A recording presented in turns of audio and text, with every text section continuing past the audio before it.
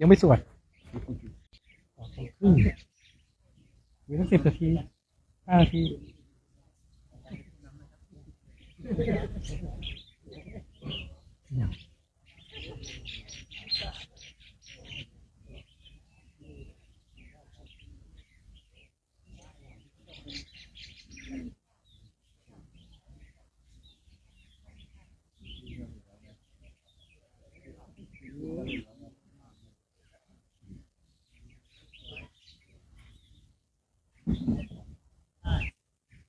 เพลง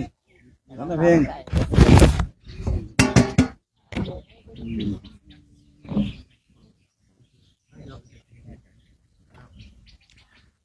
นะโมนะโมนะโมนะครับ ครับขณะนี้เป็นเวลา8:37 นาทีก็ได้เวลานะครับที่คณะสงฆ์จาริกธรรมจะได้ทำภัตกิจนะครับก่อนที่เราจะออกเดินในอีก1 วันเวลาล่วงผ่านไปนะครับก็ผ่านไปโดยที่เราก็เริ่มโรยลาสังขารเราก็ล่วงเวลาไปตามเวลาที่เวียนว่ายไปตามเวลาที่เวียนผ่านไปพวกเราทั้งหลายก็อายุมากขึ้นนะในแต่ละวันแต่ละเวลาที่ผ่านไปแต่เรายังโชคดีนะครับที่ในคณะจาริกธรรมในปีนี้ที่ได้มีโอกาสได้เข้าร่วมไม่ว่าจะเป็นพระภิกษุสงฆ์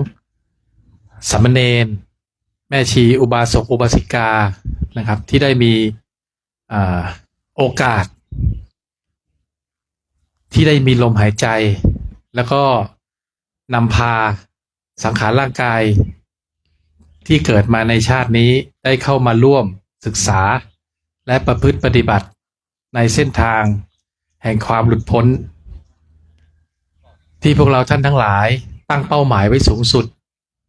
เป็นเป้าหมายที่การเกิดจะไม่เกิดขึ้นอีกต่อไปในสังสารวัฏข้างหน้าที่เรากำลังดำเนินไปถึงแต่ในชาตินี้เราเกิดมาแล้วได้มีโอกาสได้เกิดเป็นมนุษย์เกิดมาเป็นผู้ที่ได้มีปัญญาที่จะพิจารณาในการศึกษาขององค์สมเด็จพระสัมมาสัมพุทธเจ้าที่ได้ศึกษาไว้ให้เราเป็นตัวอย่างแล้วนะครับเพราะฉะนั้นวันนี้เราทุกคนก็ได้มีโอกาสเดินทางร่วมกันเปิดประตูสู่เส้นทางสู่พระนิพพานถึงเราจะมีโอกาสมากหรือมีโอกาสน้อยเราก็ไม่สามารถบอกได้แต่เรามีโอกาสทุกคนนะครับที่จะไปถึงเส้นทางของพระนิพพานเพราะว่าประตูเนี้ยเปิดแล้วเราท่านทั้งหลายที่ได้ร่วมเดินทางกันมาศึกษาร่วมกันมานะครับอาจจะด้วยบุญบารมีของแต่ละท่านด้วยปัญญาความสามารถในเกิดมาชาตินี้แล้วด้วยกุศลกรรมที่มีกันอยู่นะครับก็แตกต่างกันไปเพราะฉะนั้นเราก็ทำหน้าที่ของเราให้เต็มที่มาร่วมกันเจริญสติมาร่วมกันปฏิบัติให้ได้เห็นถึงความรู้ที่เรากำลังศึกษาอยู่อย่างแน่ชัดนะครับเพราะวันเวลาเนี่ยมันไม่เคยรอใครทุกวินาทีเราก็เข้าใกล้ความตายไปทุกวันนะครับโชคดีอย่างหนึ่งคือว่าเราไม่ป่วยหนักนะครับในการเดินทางของคณะจาริกธรรมเนี่ยอาการที่เราจะป่วยเนี่ยมันจะมีเกิดขึ้นเสมอนะครับในทุกช่วงทุกเวลาไม่ว่าจะเป็นในประเทศไทย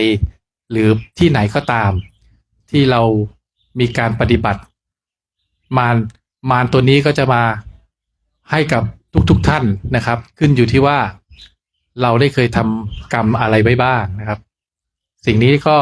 ไม่สามารถที่จะบอกล่วงหน้าได้หรือเราจะรู้ได้เพราะฉะนั้นเราก็ใช้สติของตัวเราเองนะครับ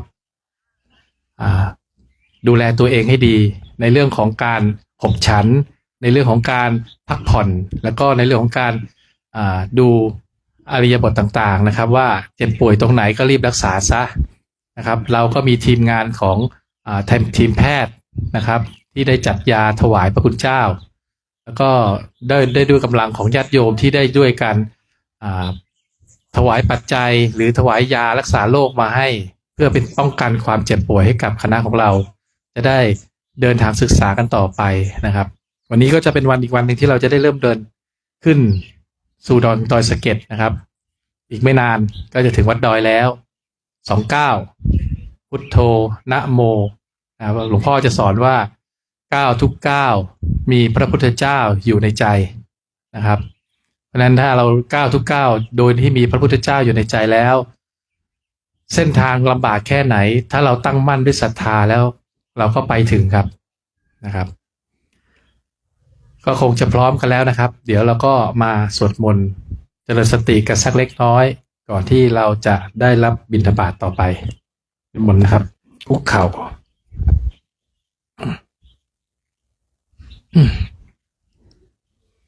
ญาติโยมทุกท่านนะครับ ที่ได้เดินทางมา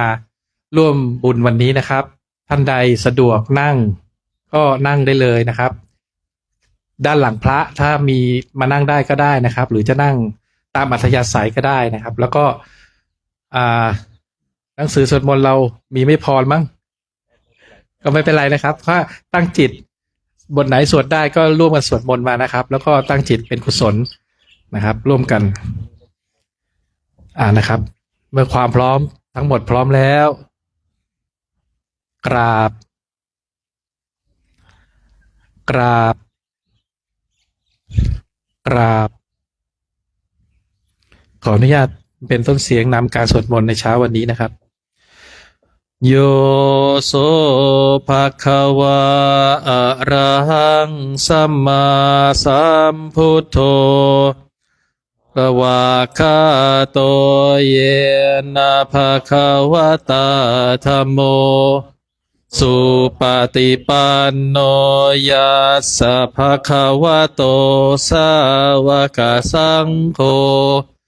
ตัมมายังภะคะวันตังสะธัมมังสะสังฆังอิเม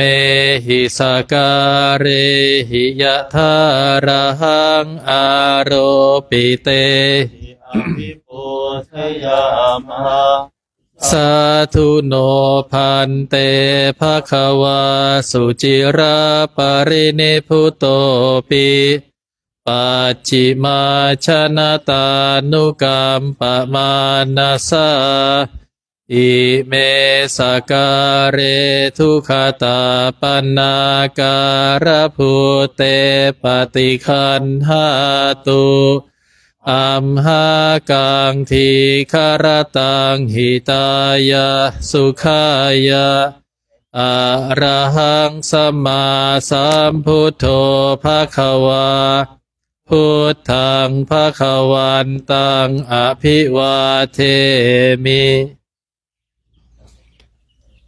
สวากขาโตภะคะวะตาธัมโมธัมมังนะมาสามิสุปฏิปันโน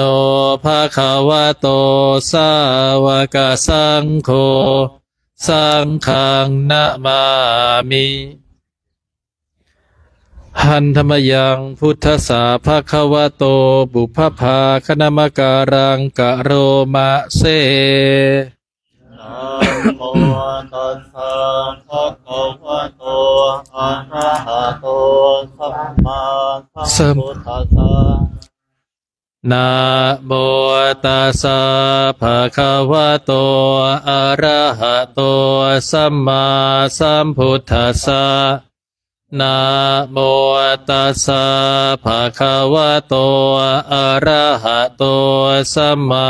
สัมพุทธัสสะเปิดหนังสือไปหน้า64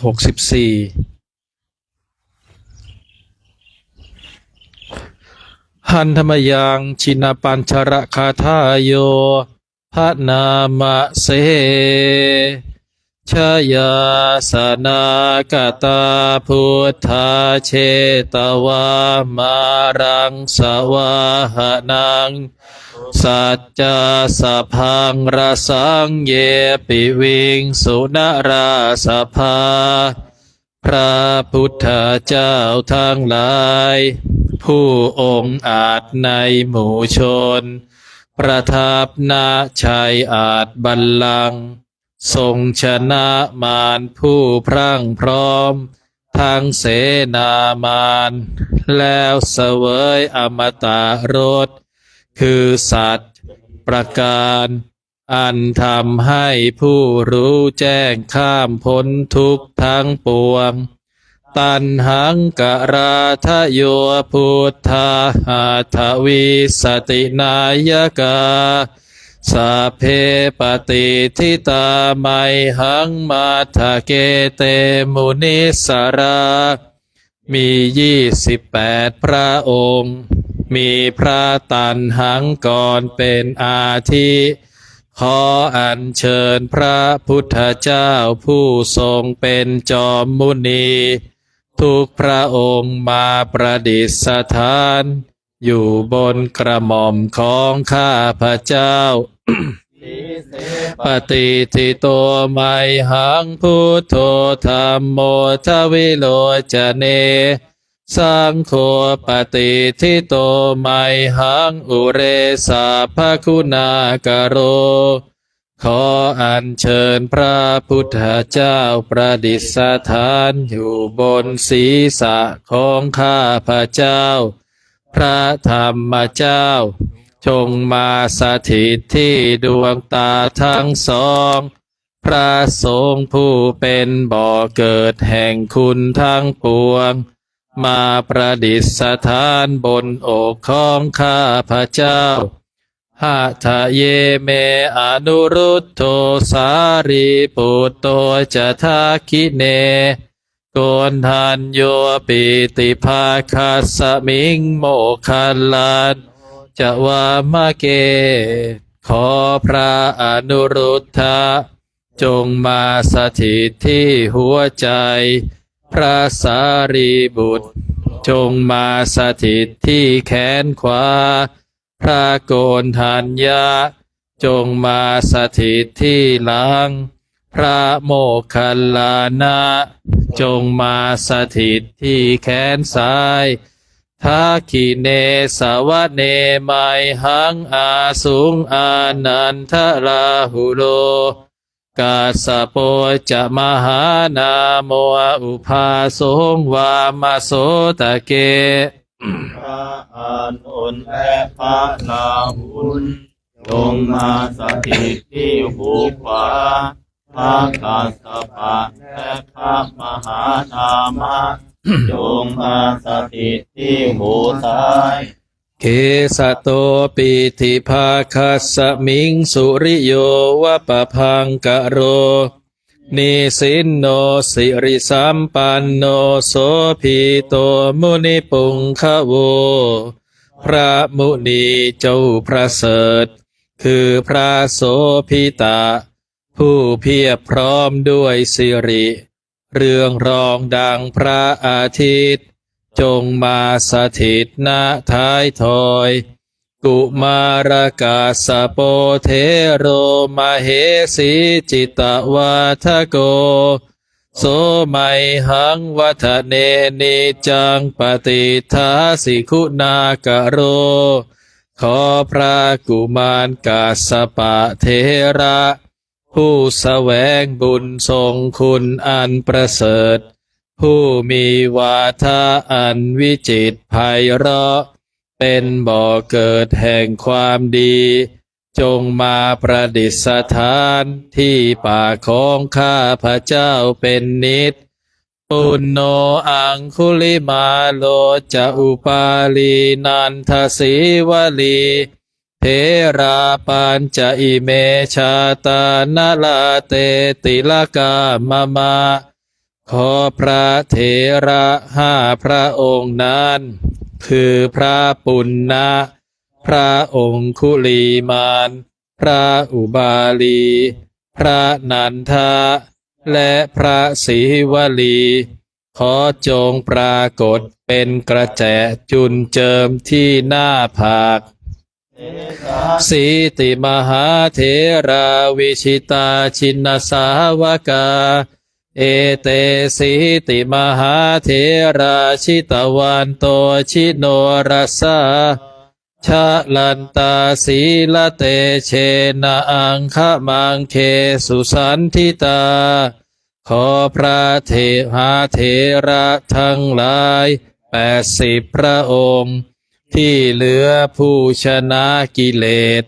เป็นสาวกของพระชินเจ้าผู้รุ่งเรืองอยู่ด้วยเดชแห่งศีลจงมาสถิตอยู่ที่อวัยวะน้อยใหญ่ทั้งหลายรัตนางปุระโตอาสิทาคิเนเมตสุตตะกังทชักขังปัจฉโตอาสิวาอังคุลิมาละกังขออัญเชิญพระรัตนปริตจงมาพิทักษ์เบื้องหน้าพระเมตตาสูตรจงมาพิทักษ์เบื้องขวาพระทชักขปริตจงมาพิทักษ์เบื้องหลังพระองคุลีมานปริตจงมาพิทักษ์เบื้องซ้ายขันธโมรปริตันจะอาตานาติยสุตตะกัง อาคาเท ฉันทนางอาสิเสสาปาการสันทิตาขออัญเชิญพระขันธปริตพระโมรปริตและพระอาตาเนียติยปริตเป็นเครื่องการกั้นดุจหลังคาบนนภากาศขอพระสูตรและพระปริตที่เหลือ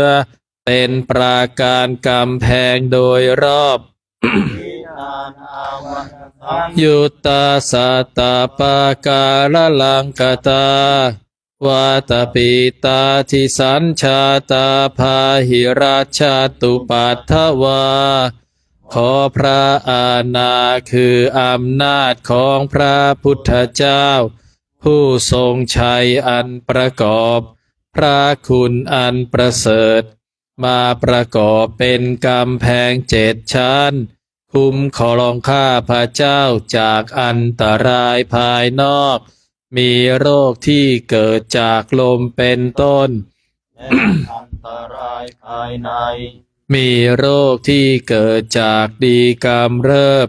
จนถึงความพินาศไปไม่เหลือ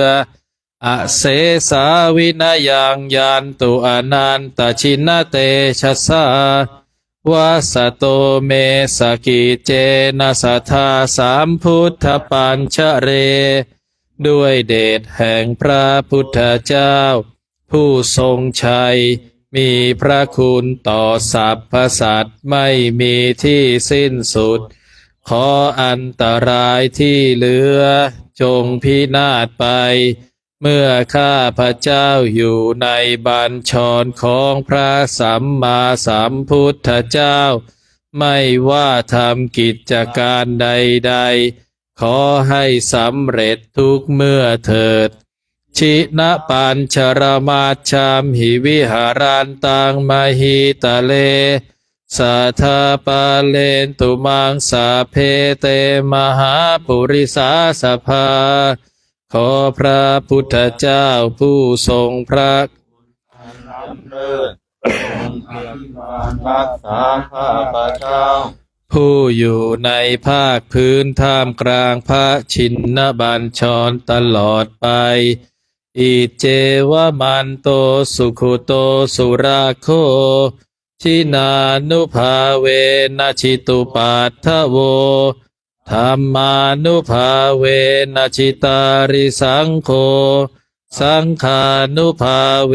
นะชิตันตรายโยสัทธามานุภาวะปาลิโตจรามิชินปัญชเรติพระชินบัญชรมนต์คลุมครองดีรักษาดีด้วยประการชนี้ด้วยอานุภาพของพระพุทธเจ้าขอให้ข้าพระเจ้าเป็นผู้ชนะอุปัฏฐวะด้วยอานุภาพของพระธรรมขอให้ข้าพระเจ้าเป็นผู้ชนะข้าศึก ด้วยอานุภาพของ พระสงฆ์เจ้า ขอให้ข้าพระเจ้าเป็นผู้ชนะอันตรายเถิดบูรพารสมิงพระพุทธคุณังบูรพารสมิงพระธรรมเมตบูรพารสมิงพระสังฆานังทุกขโรขาพยัง วิวันชัยเยสัพพทุกข์สัพพโศกสัพพโรคสัพพภัยเคราะห์เสนียดจันไรวิวันชัยเยสัพพทานังสัพพลาภังภวันตุเมราคันตุสุราคันตุอาคเนรสมิงพระพุทธรสมิงพระธรรมเมตังอาคเนรสมิงพระสังฆานะทุกขโรขพยังวิวันชัยเยสัพพทุกข์สัพพโศกสัพพโรคสัพพภัยเคราะห์เสนียดจันไรวิวันชัยสัพพทานังสัพพลาภังภวันตุเมราคันตุสุราคันตุทักษิณรสมิงพระพุทธคุณทักษิณรสมิงพระธรรมเมตทักษิณรสมิงพระสังฆานังทุกขโรขพยังวิวันชัยเยสัพพทุกข์สัพพโศกสัพพภัยสัพพเคราะห์เสนียดจันไรวิวันชัยเยสัพพทัสสัพพลาภังภวันตุเมราคันตุสุราคันตุหรดีรสมิงพระพุทธคุณหรดีรสมิงพระธรรมเมตหรดีรสมิงพระสังฆานังทุกขโรขพยังวิวันชัยเย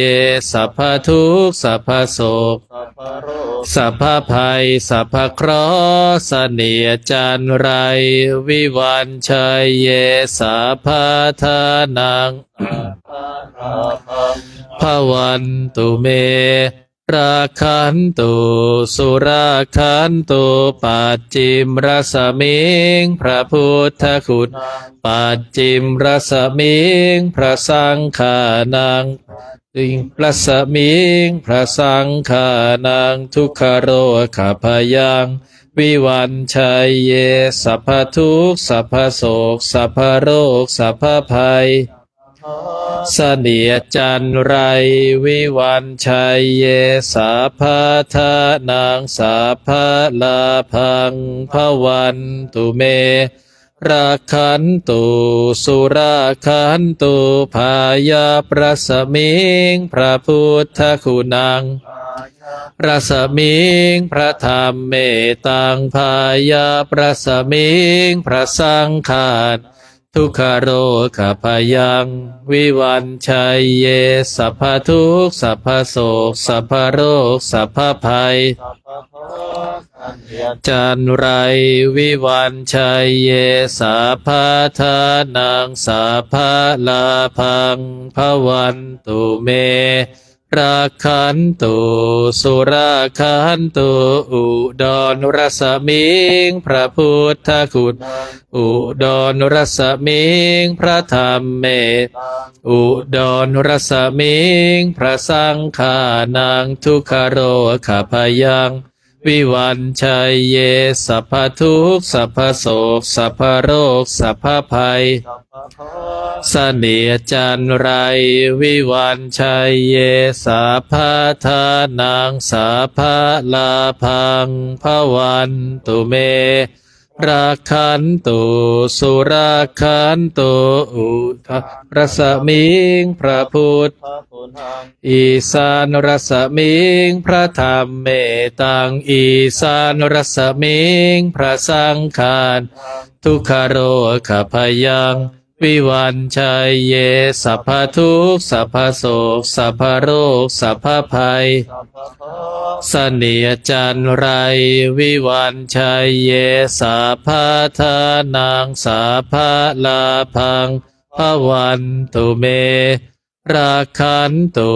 สุราคันตุอากาศรสมิงพระพุทธคุณอากาศรสมิงพระธรรมเมตอากาศรสมิงพระสังฆานังทุกขโร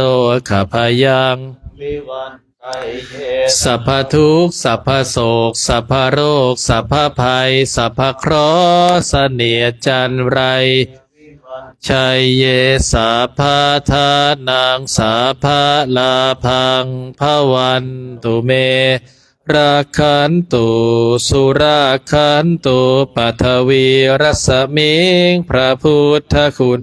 ปัทวีรสมิงพระธรรมเมตปัทวีรสมิงพระสังฆานังทุกขโรคพยัง วิวันชัยเย สัพพทุกข์สัพพโศกสัพพโรคสัพพภัยสัพพเคราะห์เสนียดจันไรวิวันชัยเยสัพพทัตสัพพลาพังภวันตุเมราคันตุสุราคันตุเปิดไปหน้า91ครับขวดน้ำตอนเช้าพันธมยังสัพพปฏิทานาคาทายโยพระนามะเสปุญญาสิทานิกาตาสยานัญญานิกาตานิเมเตสันจะภาคิโนโหตุสัปปะสันตาปมานกาสัตว์ทั้งหลายไม่มีที่สุดไม่มีประมาณจงมีส่วนแห่งบุญที่ข้าพระเจ้าได้ทำในบัดนี้ และแห่งบุญอื่นที่ได้ทำไว้ก่อนแล้ว เยปิยาคุณวันตาจะไม่หังมาตาปิตาทะโยทิทาเมจาปยาทิทาวาอัญเยมัจฉาตะเวริโนคือจะเป็นสัตว์เหล่าใดซึ่งเป็นที่รักใคร่และมีบุญคุณเช่นมารดาบิดาของข้าพระเจ้าเป็นต้นก็ดี ที่ข้าพระเจ้าเห็นแล้วหรือไม่ ได้เห็นก็ดี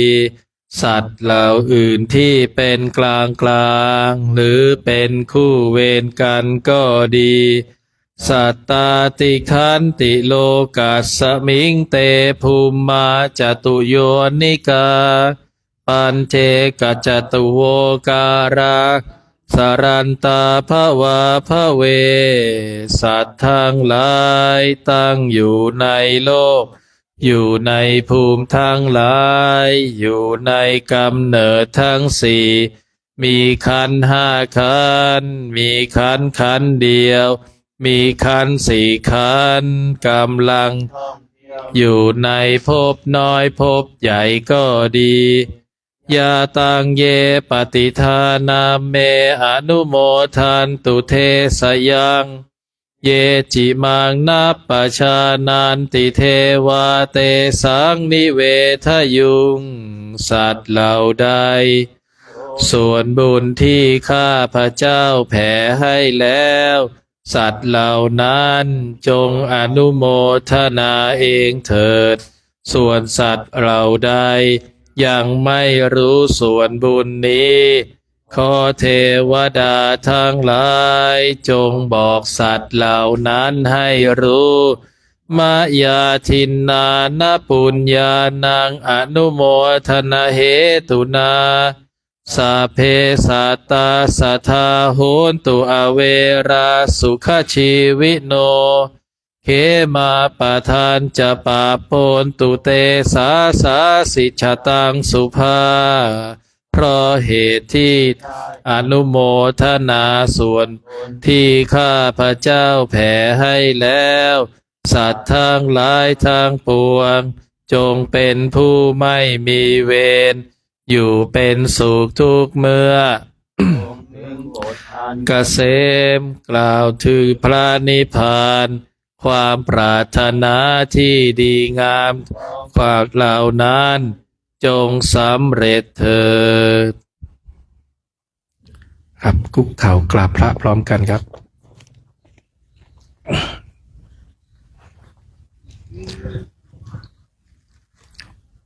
อะระหังสัมมาสัมพุทโธภะคะวาพุทธังภะคะวันตังอภิวาเทมิ สวากขาโตภะคะวะตาธัมโมธัมมังนะมัสสามิ สุปฏิปันโนภะคะวะโตสาวกสังโฆสังฆังนะมามินิมนต์พระคุณเจ้าทุกรูปนะครับ รับบิณฑบาตฉันภัตตาหาร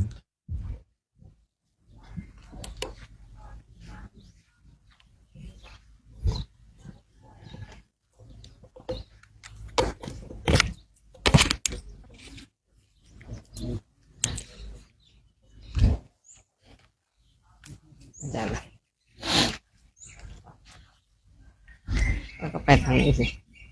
ทางญาติโยมทางนี้ก็ไปทางโยม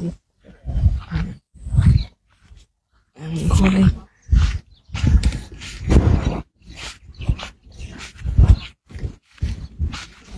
ใครจะไปถ่ายวิดีโอตอนพระตักอาหารก็ไปเด้อใครจะไปก็ไปจะถ่ายตอนพระตักอาหารก็ได้เด้อถ่ายรูปถ่ายวิดีโอ แล้วก็เดี๋ยวรอรับพรอีกทีนะพอพระท่านกลับไปท่านจะให้พรครับพอดักใครมีน้ำก็เตรียมน้ำไว้ครับใครอยากจัดน้ำครับ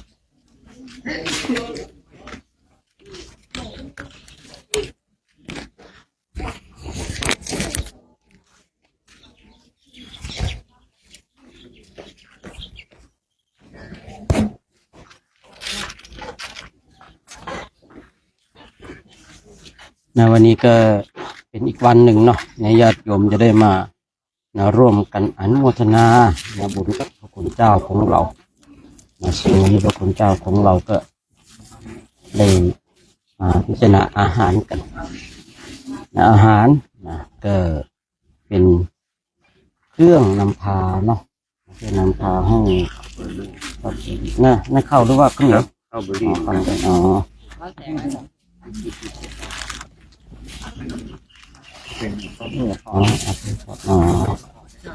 วันนี้เองเนาะ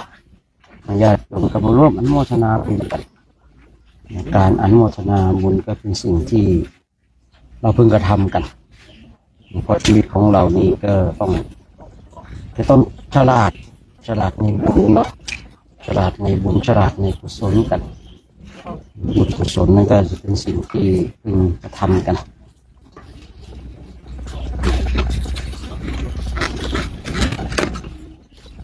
ครับทุกวันนี้เราก็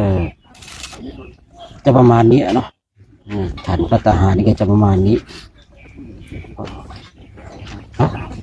ใครล่ะต้มไข่มันไข่เค็มไม่ใช่หรือไม่น่าจะเค็มไม่รู้สิผมมันเคยเห็นคล้ายๆไข่เค็มเอาทำมองไว้ก่อนทำมองดูคล้ายๆไข่เค็มโอเคบางทีเราก็อย่างเงี้ยนะญาติโยมเนาะชีวิตของคนเราก็มีอะไรไม่มาก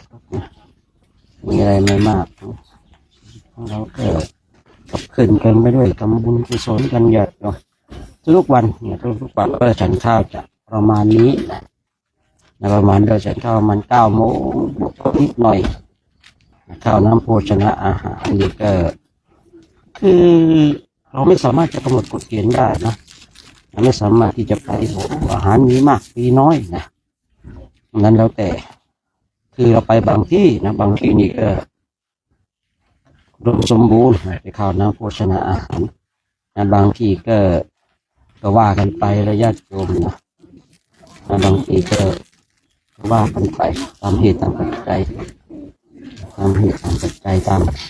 กำลังความสามารถในหลายอย่าง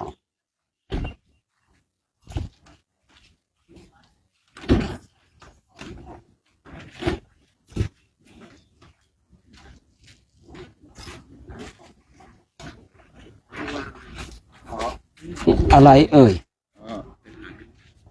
เดี๋ยวพี่ นี่ พี่รวยรับเดี๋ยวราชการอาจารย์เสร็จแล้ว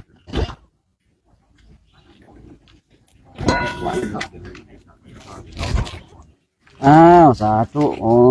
สาธุสาธุเนาะ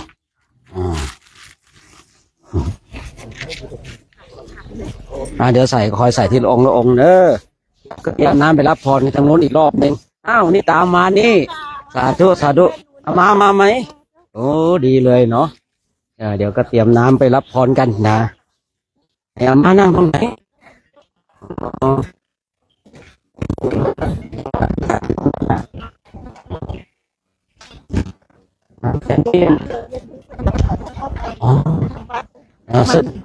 ประมาณนั้นนะสะดวกอยู่แล้วนะสะดวกอยู่แล้วนะให้อามาเนี่ยตั้งใจอามาหน่อยนะดีใจนะเต็มที่เลยเด้อ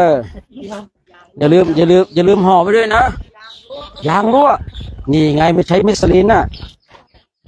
สาธุเตรียมน้ำกันเด้อเตรียมน้ำเด้อ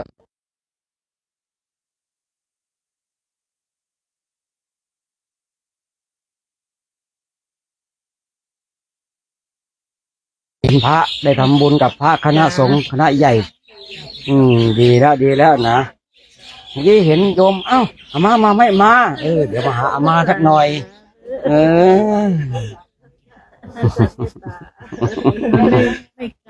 ไม่ไกลเดี๋ยวนี้ไม่ไกลแล้วเรามีรถยนต์นี่เหมือนสมัยก่อนถ้าสมัยก่อนเนี่ยสมัยตมาเป็นเด็กๆจักรยานน่ะ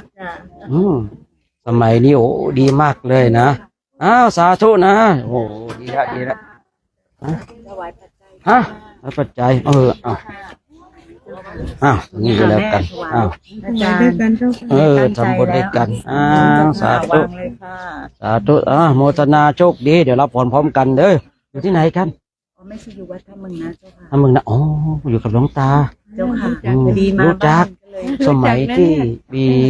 2545เนี่ยเคยเดินทุดงไปพักที่นั่นคืนประมาณ3 คืนนะไปพักในถ้ำที่เขาสวดมนต์กันสมัยก่อนยังอยากเดินทุดงเลยเจ้าค่ะรู้ว่าเดี๋ยวจะขอติดตามปีนี้คงไม่ทันทำงานให้ครูบาอาจารย์ได้สาธุอนุโมทนานะสาธุนะ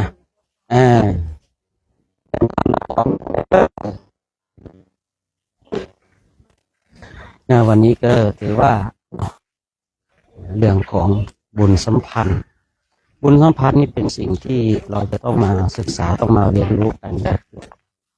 คำว่าบุญสัมพันธ์นี่มันเป็นคำที่เราจะต้องทำความเข้าใจเนาะทำความเข้าใจเรื่องไม่ถูกไปอินเดียบังคับห้ามเกิน2 ชิ้นเลยอินเดียไม่มีเลือกหยิบเงินไม่ได้ด้วยไม่มีเลือก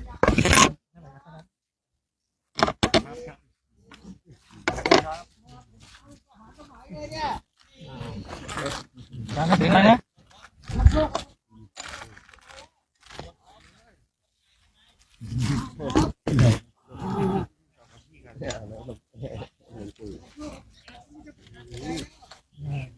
เอามาส่งเลยเอามาส่งอาจารย์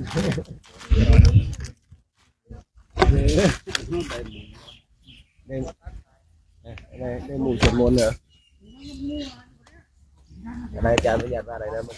โอเคเรียกกันโชคเลยเว้ย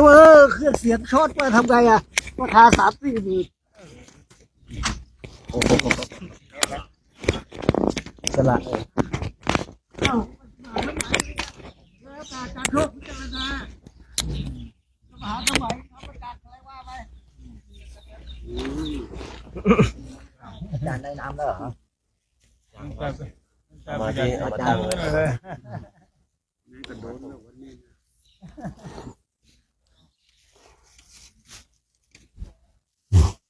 ก็วันนี้ก็ทำให้เราท่านทั้งหลายเนาะ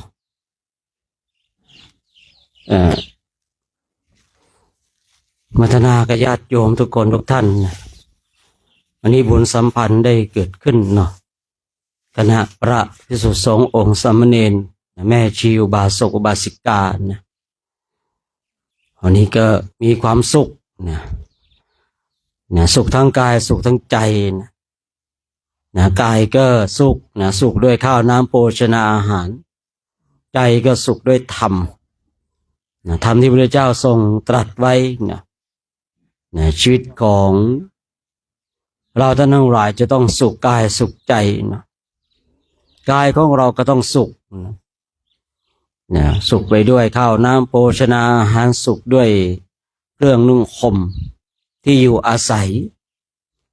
ใจของเราก็ต้องสุขนะสุขไปด้วยธรรมที่พระเจ้าทรงตรัสไว้เนี่ยสามารถนำพาให้สัตว์ออกจากห่วงวัฏสงสารได้ในวันนี้เราได้เห็นคณะพระภิกษุสงฆ์คณะใหญ่เนี่ยสิ่งบางคนบางท่านก็เคยเห็นเนี่ยบางคนบางท่านก็พบเจอเป็นครั้งแรกเนี่ยก็เป็นเรื่องปกตินะของคนเราเนาะ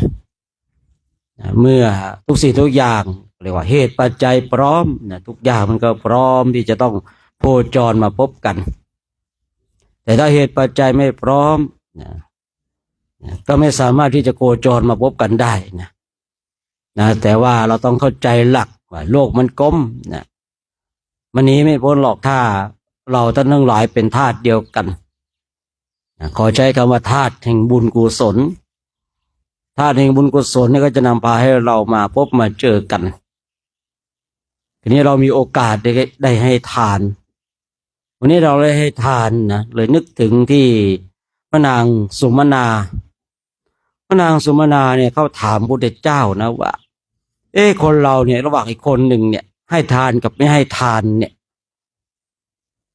เมื่อไปเกิดเป็นเทวดาแล้วจะเป็นเช่นไรพระพุทธเจ้าองค์ทรงตรัสว่า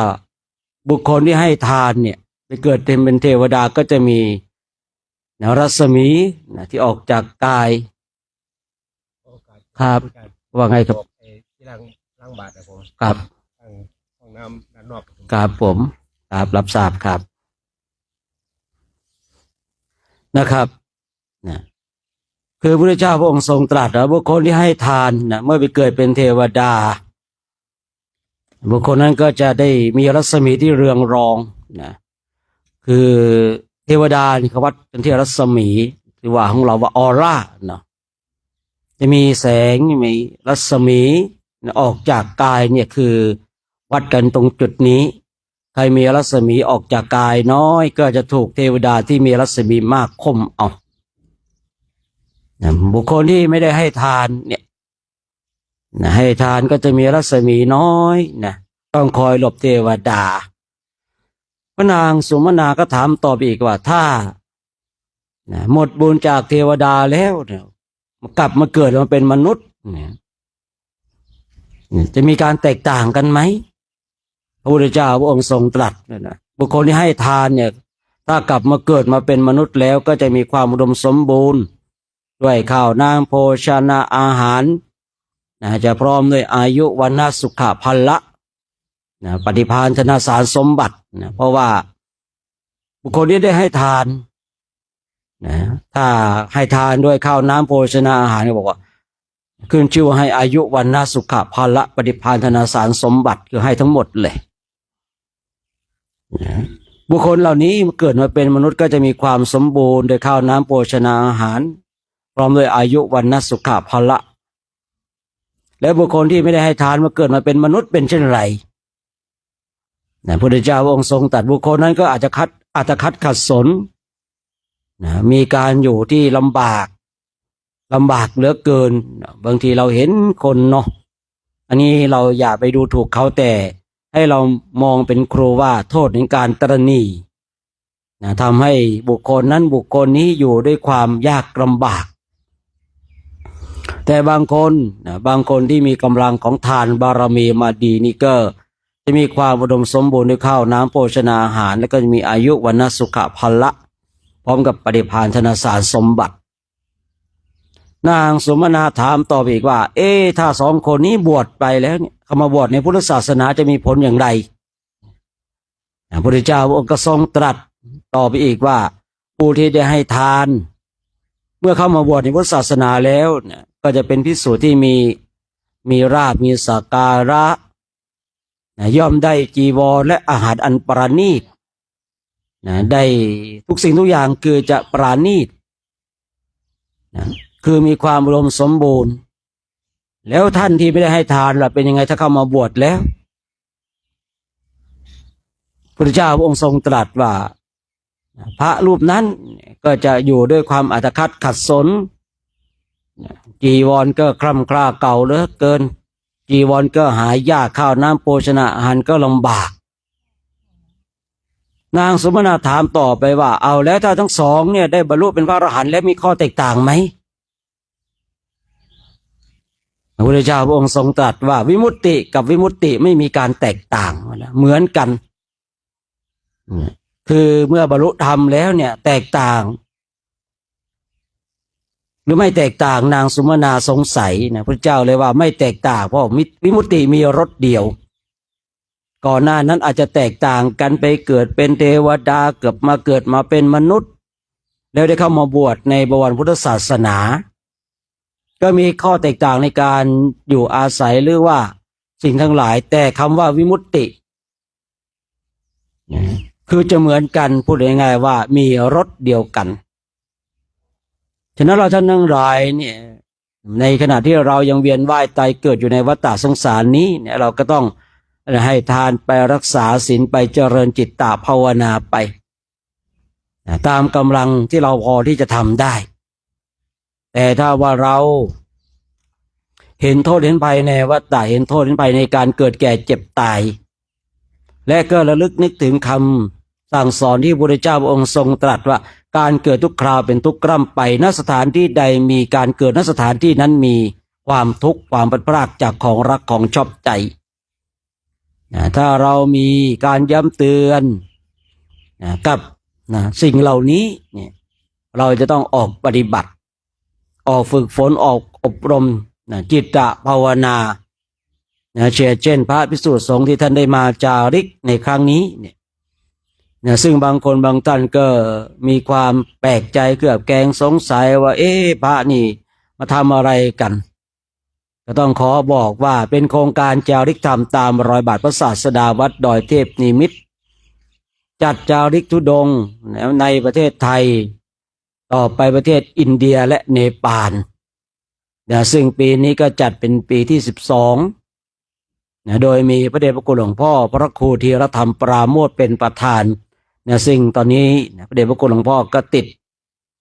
ปฏิบัติศาสนกิจอยู่ซึ่งปีนี้เองก็มีคณะพระภิกษุสงฆ์ทางประเทศไทยและทางสปป.ลาวมาร่วม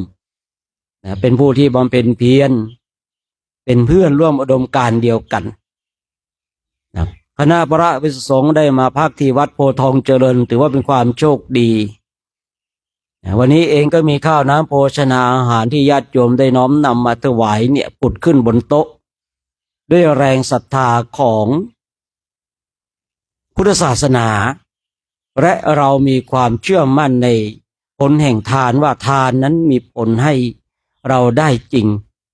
อย่างเช่นที่พูดกล่าวเมื่อสักครู่นี้ในเรื่องของพระนางสุมนาที่พระนางสุมนาถามพระพุทธเจ้าเนี่ยเรื่องของทานบุคคลที่ให้ทานกับบุคคลที่ไม่ให้ทานในขณะที่ยังเวียนว่ายตายเกิดอยู่บุคคลที่ให้ทานก็จะมีความอุดมสมบูรณ์ด้วยข้าวน้ำโภชนาอาหารพร้อมกับมีอายุวันนะสุขะพละต่อด้วยปฏิภาณธนสารสมบัติแต่บุคคลที่ไม่ให้ทานก็เป็นบุคคลที่ตระหนี่กลัวทรัพย์ของตนเองจะหมดถ้าให้ทานไปเดี๋ยวทรัพย์ของตนเองจะหมดเวลาหามาด้วยยากด้วยความลำบากแต่เวลาจ่ายไปทำบุญทำกุศลกับสมณชีพพราหมณ์ก็คิดแล้วคิดอีก ถ้าเราเนี่ยยังไม่เริ่อมใสศรัทธาในพุทธศาสนาหรือว่าเรามีความเริ่อมใสแต่ว่าเราไม่เชื่อมั่นในทานบารมีว่าผลแห่งทานมีจริงเราลองพิจารณาดูว่าทำไมบางคนเกิดมาบนโลกนี้มีทรัพย์สินมีเงินทองมากเหลือเกินแต่ทำไมเราเนี่ยจึงไม่ค่อยมีเลยหรือว่ามีน้อยเหลือเกินบางคนก็อาจจะขัดสนบางคนทำงานเนี่ยวันละ8-9 ชั่วโมงบางคนทำงานวันละ1 ชั่วโมง2 ชั่วโมงก็ได้เป็นชั่วโมงละเป็นร้อยเป็นล้านบางทีนะไอ้เราทำงานเนี่ย8-9 ชั่วโมงได้วันละ300-400ทำไมมันแตกต่างกันนะเกิดมาเป็นมนุษย์มีแข้งมีขามีหน้ามีตาเหมือนกันหมดแต่ทำไมการเป็นอยู่จึงแตกต่างกันออกไปบางคนถ้าพูดง่ายๆว่าบางคนก็รวยบางคนก็จนเกิดมาเป็นมนุษย์เหมือนกันเกิดมาเป็นคนเหมือนกันทำไมจึงมีการเป็นอยู่จึงแตกต่างกันออกไปพระพุทธศาสนามีคำตอบให้คือบุคคลที่ได้ให้ทานอย่างเป็นประจำเนี่ยจะไปเกิดณสถานที่ใดจะไปเกิดเป็นเทวดาจะกลับมาเกิดมาเป็นมนุษย์หรือว่าเข้ามาบวชในพุทธศาสนาผลแห่งทานก็จะทำให้บุคคลนั้นได้รับความผาสุกด้วยข้าวน้ำโภชนาอาหารและทรัพย์ทั้งหลายบุญที่เกิดจากการให้ทานเนี่ยอย่าว่าแต่เป็นเทวดาอย่าว่าเป็นมนุษย์อย่าว่าเป็นพระภิกษุสงฆ์เลยนะเราลองสังเกตดูนะสัตว์เดรัจฉานบางตัวอยู่ดีกินดีเหลือเกินมีอยู่ปีหนึ่งจำได้ว่าเดินผ่านทางในเขตในตัวเมืองทางเชียงใหม่มีโยมท่านหนึ่งนะจะต้องซื้อไอ้ไก่FC อะไรเขานะให้สุนัขเขากินให้สุนัขเขากินเขาเลี้ยงสุนัขอยู่ประมาณ100 ตัวต้องมีไก่ FC อะไรเขานะไอ้เคคาอะไรนะเรียกไม่ค่อยถูกเขานะต้องซื้อให้กินทุกวันนะเดี๋ยวหมาเขามีบุญแต่ถามว่าผู้พูดอิจฉามาไม่อิจฉาหรอกนะอิจฉามาแล้วตายไปเป็นหมาเป็นเรื่องเลยนะรู้สึกตัวทีอ้าวทำไมมี4 ขาไปแล้วปกติเดินแค่2เนี่ยนะเราเห็นสัตว์ทั้งหลายอย่าไปอิจฉากันนะบางคนบางท่านเห็นคนเลี้ยงหมาเลี้ยงแมวแล้วเลี้ยงด้วยความอุดมสมบูรณ์ก็อิจฉาเขาอย่าไปอิจฉาสัตว์เลยทั้งหลายยิ่งในยุคปัจจุบันเนี่ยก็คือบางคนเนาะมีหมามีแมวเป็นลูกกันเนาะแต่เรียกลูกของตนเองเหมือนกับสัตว์นะขอประทานอภัยเนาะในโลกมันเปลี่ยนไปฉะนั้นเราท่านทั้งหลายมีโอกาสมีโอกาสได้สะสมซึ่งบุญและบารมีเรามีโอกาสให้ทานก็ให้ทานไปมีโอกาสรักษาศีลก็รักษาไปมีโอกาสเจริญจิตตภาวนาเราก็เจริญจิตตภาวนาไปทำตามกำลังที่ทำได้ฉะนั้นในวันนี้เองอาตมาภาพเนาะก็ขออนุโมทนากับกราบขอบพระคุณพระเดชพระคุณหลวงพ่อนะพระครูโพธิสุวรรณวัฒน์เนาะเจ้าวาดวัดโพทองเจริญที่ท่านได้เมตตาให้ที่พักพิงนะแล้วก็คุณบุญเลิศคำคล่องเนาะพ่อหลวงหมู่2แล้วก็คณะสัตยาญาติโยมทุกคนทุกท่านเนาะที่ได้ร่วมกันถวายข้าวน้ำโภชนาอาหารคณะพระภิกษุสงฆ์ได้ครบได้ฉันแล้วท่านก็จะได้มีกำลังในการออกจาริกธุดงค์ซึ่งวันนี้หลังจากฉันข้าวอิ่มก็จะได้ออกจาริกธุดงค์ต่อไปญาติโยมขึ้นชื่อว่าเป็นผู้ที่มีปัญญาเราไม่มีโอกาสจะมานั่งตากแดดเหมือนกับท่านทั้งหลายที่พระท่านภิกษุสงฆ์นั่งกันเดินตากแดดนั่งตากแดดกันตื่นเช้านอนดึกเช่นได้แต่เรามีโอกาสที่จะเป็นส่วนหนึ่งในการสร้างคุณงามความดีข้าวน้ำโภชนาอาหารที่ญาติโยมได้ถวายมานี้ก็จะกลับกลายเป็นเลือดเป็นเนื้อเป็นกำลังให้กับพระคุณเจ้าของเราได้สร้างคุณงามความดีผู้พูดจึงขอบอกว่าเราท่านทั้งหลายเป็นผู้ที่มีปัญญารู้จักการรู้จักเวลาฉะนั้นอาตมาภาพผู้พูดเองก็ขออนุโมทนาสาธุการ ในจิตเจตนาอันเป็นมหาบุญมหากุศลที่เราท่านทั้งหลายได้น้อมนำข้าวน้ำโภชนาอาหารหรือว่าสิ่งของต่างๆนะพร้อมกับยารักษาโรคด้วยน้ำปานะเกอดีนะก็ขออนุโมทนาสาธุการในจิตอันเป็นมหาบุญมหากุศลในครั้งนี้อาตมาภาพในนามตัวแทนสงฆ์ก็ขออ้างอิงคุณพระศรีพระรัตนตรัยจงปกปักรักษาให้เราท่านทั้งหลายจงมีความสุขมีความสงบมีความร่มเย็นคิดสิ่งหนึ่งประการใดเป็นไปโดยชอบประกอบในธรรมแล้วก็ขอให้สิ่งนั้นจงสำเร็จจงสำเร็จจงสำเร็จและท้ายที่สุดก็ขอให้ได้มรรคสี่ผลสี่นิพพานหนึ่งทุกคนทุกท่านด้วยเถิด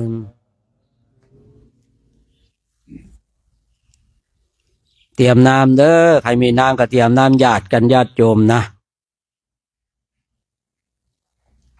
มีไหมแต่ไม่มีก็จับต่อกันถ้าต่อกันไม่ได้ก็เอาน้ำในใจนะไม่มีน้ำนอกก็เอาน้ำในนะน้ำนอกคือน้ำที่เราใช้ดื่มในญาติลงไปอุทิศบุญกุศลให้กับญาติของเราที่ล่วงลับไปแล้วนะแต่พอจับต่อกันได้ก็จับต่อกันไปจับต่อไม่ได้ก็เอาน้ำที่อยู่ในใจของเราคือน้ำใจอย่างลงไปสู่ให้กับญาติของเราที่ล่วงลับไปแล้วเนาะอุทิศบุญกุศลที่เราได้มาสร้างกาลกุศลในครั้งนี้นะยะถาวะริวหอปุราปาริปุเรนติสาครังเอวะเมวัยโตจินนางเปตานังอุปกปปติอิชิตังปชิตังตุมหังคิปะเมวัสสมิจันโตสัพเพปุเรนตุสังกปปา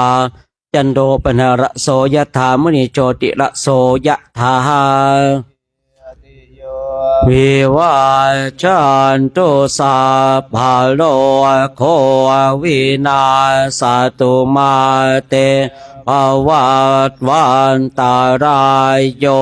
สุขิเทภวะอภิวาทนาสิริสานิจาโมทาปจายโนจาตารโรธรรมาวาทาติอายุวันโนสุขังปะลังสัพพุทธานุภาสัพพธรรมานุภาเวนะสัพพสังฆานุภาเวนะพุทธรัตนัง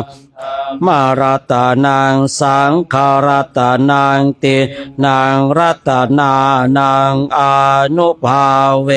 นะจุลาเสติสหัสทามาคันธานุภาเวนะกาตยานุภาเวนะสาวกานุภาเวนะเพเตโลกาสาเพเตพยาสัพเพเตปัทวาสัพเพเตนิมิตตาสัพเพเตอวมังคลาวินาสันตุอายุวัฏธนวัฏโกสิริวัฏโกยัสวัฏภรวัฏโกวานวัฏโกทโกตุสาปทาทุกขโรขพยาเวลาโสกสาตุจุปาทวาอเนกาอัตตรายาปิวินาสันตุจะสหชัยเสติทานังลาปังโสทิภาไคสุขังพรังสิริอายุจวันโนวัวเทียสาจะอายุจะชีวสิทธิปวันตุเตปวัตุสาปะขรังรักขันตุสาปะวัตตาสาปะพุทธานุภาเวนัสสโสทิปวันตุเตพมังคารังราคันตุสาปเทวตาสาปมานุภาเวนัสทาโสทิปวันตุเตปวัตุสาปัมคารังราคันตุสาปเทวตาสา คาโนหาเวนัสทาโสทิภาวันตุเตครับนิมนต์เปิดฝาบาทนะหันธรรมยังธาตุปฏิโกรปัจเจเวคโนปาตังปนามาเสยาธาปัจจยังปวัตตมานาธาตุมาตเมเวตังยาติตังตปาโตตตุปะโคนชะโกจะปวกขโลตาตุมาทักนิสัตโตนิเชียววสุญโยสัพปัญหายังเป็นทปาโตอาชิโกชนิโยอิมังโพ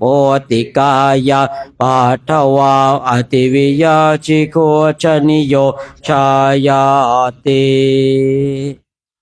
ครับนี่มันพิจารณาอาหารกันนะครับผมญาติโยมโอ้ไม่ได้หันว่าไปทางญาติโยมนะขอประทานอภัยนะมากันหลายเนาะโมทนาโมทนาป้าโยมทานข้าวกันเด้อทานข้าวกันเด้อทุกคนเอาแล้วเดี๋ยวซ้ำซ้อนนะญาติโยมทานข้าวกันเด้อทานข้าวกันนี่อิ่มอาหารที่เป็นมงคลทุกคนนะอาหารที่เป็นมงคลนะอาหารที่เป็นมงคลเนาะทุกคนทุกท่านเด้อนะทานนี้อิ่มก่อนเหลือแล้วก็ห่อไปเอาไปแจกจ่ายกันเนาะไปแจกจ่ายอาหารที่เป็นมงคลและวันนี้นะโชคดีเนาะญาติโยมใครอยากรู้พระฉันข้าวกลางแดดร้อนหรือเปล่าลองมานั่งดูนะโยมนะถ้าอยากรู้เดี๋ยวบางคนถามอาจารย์ไม่ร้อนเลยดูก็ได้ร้อนไม่ร้อนดำกันหมดแล้วนะที่แรกก็ขาวกันหมดนะเนาะญาติโยมทุกคนทานข้าวกันเด้อใครไม่มีธุระรีบกลับอะไรยังไงเดี๋ยวรอส่งพระออกจากวัดของเราก่อนก็ได้เน้อนะเพราะว่าเดี๋ยวพอพระท่านฉันข้าวอิ่มท่านก็จะออกเดินทางต่อเนาะญาติโยมทุกคนนะทานข้าวกันก่อนนะทานข้าวนะโยมอย่าลืมดูข้าวให้อาม่าด้วยเนอะข้าวมาให้อาม่าด้วยเนาะติดตามมานะดูให้นันเอกดูจัดการบอกเขาไปแจกไปจ่ายกันมีโรงเรียนตรงไหนก็ดูแจกจ่ายไปนะดูแจกจ่ายกันไปเนอะอาหารที่เป็นมงคลนะทุกคนทุกทนทานก่อนนะโยมนะ